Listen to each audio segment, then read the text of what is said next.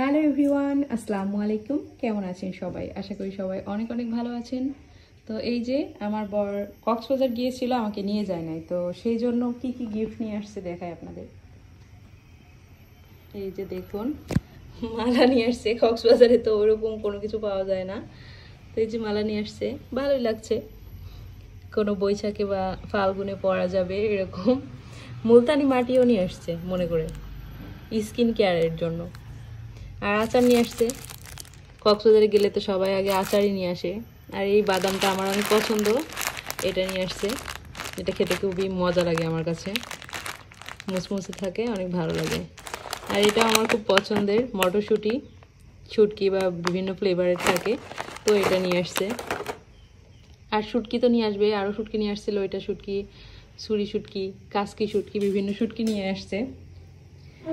শুটকি তো কক্সবাজারে গেলেন মানুষ নিয়ে আসবেই, এর কোনো ভুল নাই।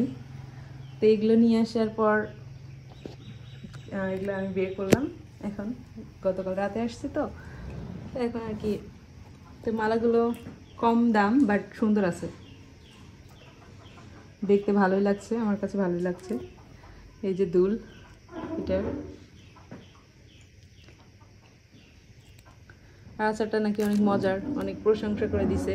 আমি আচার নিয়ে আসতে মানা করছিলাম, কারণ বেশিরভাগ কক্সবাজারের আচারগুলোই আপনার বালি বালি থাকে, আমার খেতে ভালো লাগে না। তো এই আচারটা নাকি গ্যারান্টি দিয়ে দিছে অনেক বেশি মজার।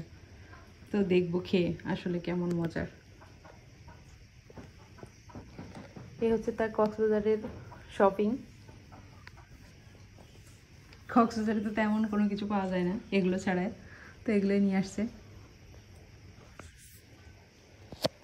এই বাদামটা খেতে আসলে অনেক মজা, আপনারা যারা খেয়েছেন তারা বুঝতে পারবেন। আমার কাছে খুব ভালো লাগে, মানে বাদামের গায়ে, চীনা বাদামের গায়ে আটা দিয়ে তারপর ভাজা হয়, কিন্তু খেতে বেশ ভালোই লাগে আমার কাছে।